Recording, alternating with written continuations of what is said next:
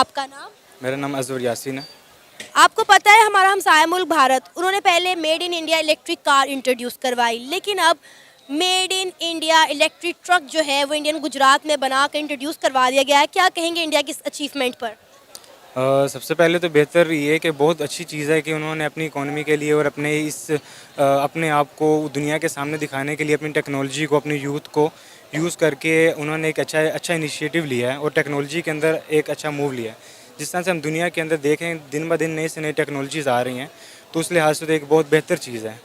तो अगर हम कंपेयर करेंगे अपने आप को कि हम अपने लिए भी इस तरह से इनिशिएटिव्स लेना स्टार्ट करें, तो मैं समझता हूँ कि हम अपने आप को अगर कंपेयर करने की बात करें तो सिर्फ़ और सिर्फ ऑटोमोबाइल इंडस्ट्री नहीं, इसके अलावा और भी बहुत सी इंडस्ट्रीज़ हैं जिनमें हम उनसे पीछे हैं।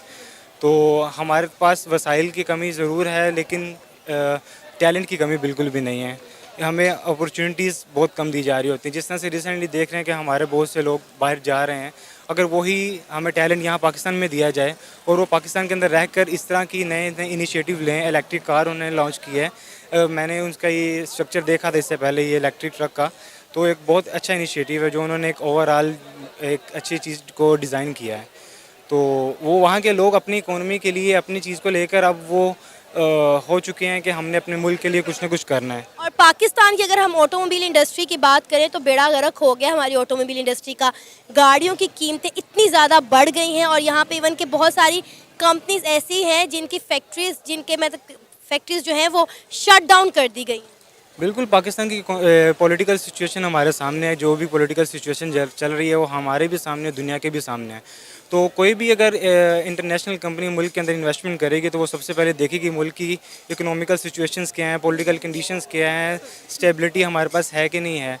तो कोई भी बड़ी कंपनी पाकिस्तान के अंदर इन्वेस्ट क्यों करेगी, क्यों, जबकि उनको अपनी इन्वेस्टमेंट के नुकसान ही नज़र आएगा, कभी किसी चीज़ का फ़ायदा नज़र नहीं आएगा। कोई भी हम देखते हैं, कोई भी ब्रांड है, सैमसंग, आईफोन, कोई भी ब्रांड है, वो पाकिस्तान के अंदर आने के बजाय वो इंडिया के अंदर अपनी मैन्युफैक्चरिंग स्टार्ट कर रहा है। कोई भी है, मोबाइल फ़ोन इंडस्ट्री है।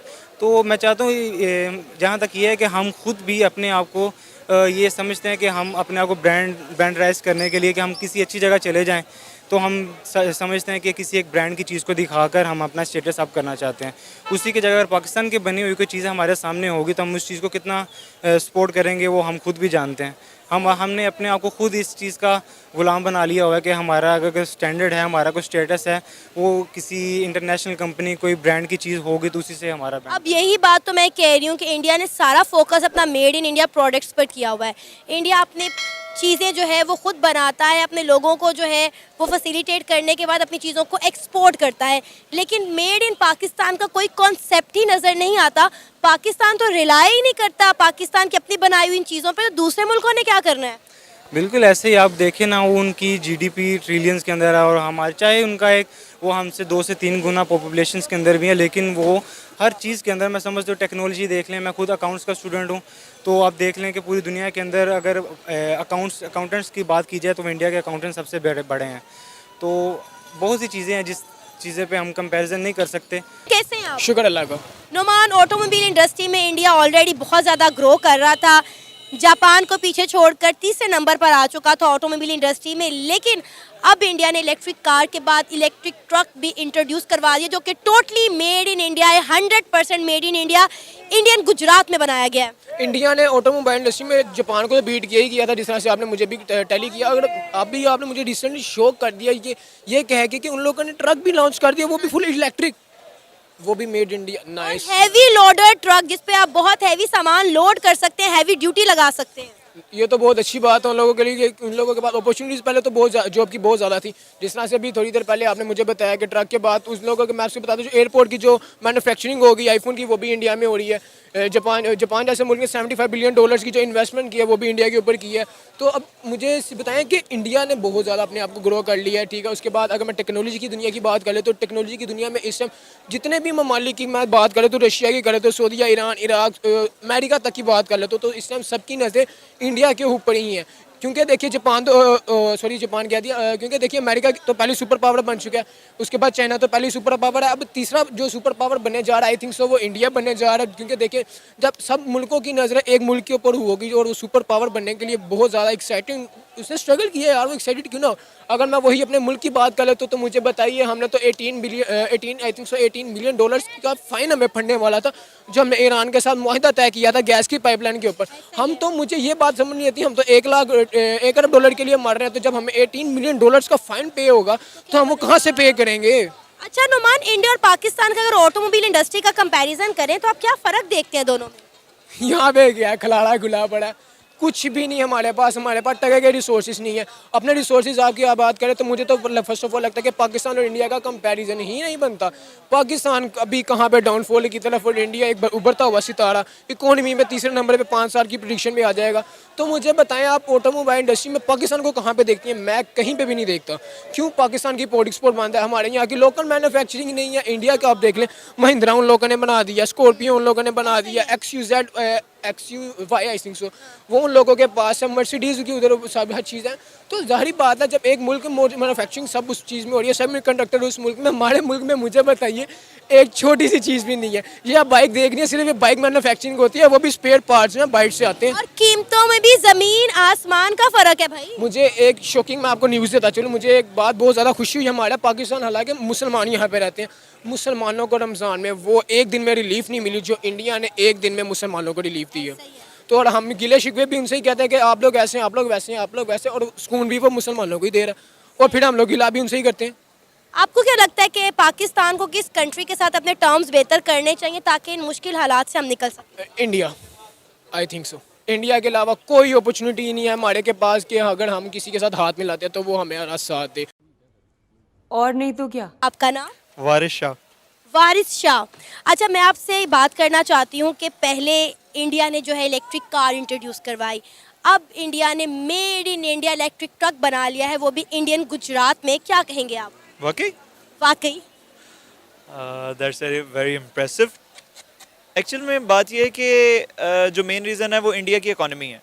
उनके पास इतना पैसा है कि वो इस तरह के प्रोजेक्ट्स में इन्वेस्ट करें, ठीक है, और उन्हें आउटपुट्स भी मिलती हैं, ठीक है। ज़ाहिर बात है, आप किसी चीज़ में इनपुट देंगे तो आपको आउटपुट मिलेगी, तो वो इस तरह के प्रोजेक्ट्स में इन्वेस्ट करते हैं तो उन्हें आउटपुट मिलती है और वो कहते हैं कामयाबी होते हैं। हमारी इकोनॉमी जो है वो इंडिया के निस्बत बड़ी मतलब कि बहुत ही नीचे जा चुकी है। तो हम लोगों के पास खाने के लिए कुछ नहीं है, तो हम लोग किस तरह मतलब कि इस तरह के ऑटोमोबाइल्स के अंदर इन्वेस्ट करेंगे? ऑटोमोबाइल का आप हाल तो देख लें कि पाकिस्तान में क्या हुआ है। गाड़ी जो सस्ती से सस्ती गाड़ी थी वो भी अब इतनी महंगी से महंगी होगी कि आम बंदा अफोर्ड ही नहीं कर सकता। तो आप सोच सकती हैं कि मतलब कि इस हालात के अंदर हम इस काबिल हैं कि हम एक ट्रक बना लें, वो भी इलेक्ट्रिकल। नहीं, हम नहीं बना सकते, इंडिया ने बना लिया, वो भी मेड इन इंडिया। वो तो इंडिया की बात है ना, इंडिया तो हमारे से किसी से आगे। अब देखें इंडिया के जो इंस्टीट्यूट हैं, इंजीनियरिंग इंस्टीट्यूट, मेडिकल इंस्टीट्यूट, वो हमारे से कई से बेहतर हैं, ठीक है। उनके जो इंस्टीट्यूट्स के अंदर स्टूडेंट्स हैं उन्हें कहते हैं इन्फोर्स किया जाता है, उन्हें बूस्ट किया जाता है। डेफिनेटली जब वो बूस्ट होते हैं तो वो इस तरह के प्रोजेक्ट्स बनाते हैं, इस तरह के ऊपर काम करते हैं। डेफिनेटली वो इंडिया का मेड इन है। India made in India, India ने खुद बनाया, इंडियन कंपनी ने बनाया भाई। मैं अब क्या कह सकता हूँ इसके ऊपर, लेकिन खैर हम लोग स्किल्ड पीपल हैं। पाकिस्तान के लोग किसी से कम नहीं है, लेकिन हमें अपॉर्चुनिटीज़ बहुत कम मिलती हैं, ठीक है। अगर हमें भी कहते हैं एड दी जाए या हमें भी हमारे स्टूडेंट्स के ऊपर भी इन्वेस्ट किया जाए तो होप्स हो कि हम भी इस तरह की चीज़ें बना सकेंगे। आपको पता है ऑलरेडी इंडिया ऑटोमोबाइल इंडस्ट्री में जापान को पीछे छोड़कर तीसरे नंबर पर आ चुका है। कोई ऐसी कंपनी नहीं है जो इंडिया में जाकर अपना मैन्युफैक्चरिंग हब ना बना रही हो, वहाँ पे ज़्यादा इन्वेस्ट ना कर रही हो। हर छोटी से बड़ी कार इंडिया में बन रही है, उसके पार्ट्स बन रहे हैं। आप देखें पाकिस्तान में ऑटोमोबाइल इंडस्ट्री का कोई स्कोप ही नहीं है। 3 कंपनीज ने जो है वो अपना यहाँ पर नाम बनाया हुआ है, अपना सिक्का जमाया हुआ है, उन्हीं का ही कब्जा और उन्हीं का ही चल रहा है। मैम फिर वही बात आती है ना कि हमारे पास गवर्नमेंट में इकोनॉमी ही नहीं है, ठीक है। प्राइवेट वाले यहाँ इन्वेस्ट करना नहीं चाहते क्योंकि यहाँ से उन्हें इंटरेस्ट नहीं होता। रिसेंटली वहाँ तो देखें ऑटोमोबाइल एक ट्रक बन गए इलेक्ट्रिकल। यहाँ से जो चीज़ें थी, जो पहली कंपनी थी, वो भी भाग रही हैं, शट डाउन कर रही हैं, ठीक है। ये चीज़ें मैटर करती हैं आपकी इकोनॉमी के साथ। If your economy is strong then आपके ये वाले मामला होंगे। अदरवाइज़ जब तक आपकी इकोनॉमी कहते हैं स्टेबल नहीं होती तो आप लोग सोचे भी ना कि ये वाले मामला होंगे। आपको पता है सबसे इंटरेस्टिंग चीज़ ये है कि ये इलेक्ट्रिक ट्रक जो है ख़वातीन भी चला सकती हैं। ख़वातीन भी चला सकती हैं डेफिनेटली, अगर उन्हें कहते हैं ड्राइविंग अवेयरनेस है तो कोई भी चला सकता है। और खैर जेंडर इक्वलेशन जो है इंडिया में वो भी हमारे से ज़्यादा बेहतर है, ठीक है। तो उसी वजह से कहते हैं उनकी फ़ीमेल्स भी हमारे से कम नहीं हैं, हमारी फ़ीमेल्स भी किसी से कम नहीं है, लेकिन वो एक बड़े मामलात आ जाते हैं, जिस तरह एक रिलीजियस, वो एक अलग डिबेट हो जाएगी। लेकिन उनकी जो कहते हैं फीमेल्स हैं, वो कहते हैं उनके मेल्स के साथ कम्पीट कर रही है, दैट्स वाई कि वो भी उनके साथ कहते हैं काम कर रहे हैं। इंडिया में वुमेन एम्पावरमेंट पर बहुत ज़्यादा काम किया जाता है, वहाँ पे ख़वातीन को बहुत ज़्यादा एम्पावर किया जाता है पाकिस्तान की निस्बत। Definitely we are depend on each other, ठीक है। हमें बड़े मामलात में ऐसे हैं जहाँ हमें फ़ीमेल्स की ज़रूरत पड़ती है और जहाँ इवन के फ़ीमेल्स हमारे से डोमिनेंट हैं, ठीक है। तो जब मतलब कि हमें उन्हें वैल्यू का एहसास होगा, हमें फ़ीमेल की वैल्यू का एहसास होगा और हम उन्हें फोर्स करेंगे और हम उन्हें पॉलिश करेंगे जिन मामलात में वो हमारे से बेहतर हैं, तो हमें ज़रूर यकीनन बहुत सी आउटपुट्स देंगे, ठीक है, जो हम चाह के भी नहीं कर सकते काम। अगर जैसे कि मैं आपको एक एग्जाम्पलीफाई एक चीज़ करता हूँ, जिस तरह हमारा वे ऑफ इनकम है जो एग्रीकल्चर है। अगर हमारी बीबियाँ जो पाकिस्तान की हैं वो सिलाई कढ़ाई में बहुत अच्छी हैं,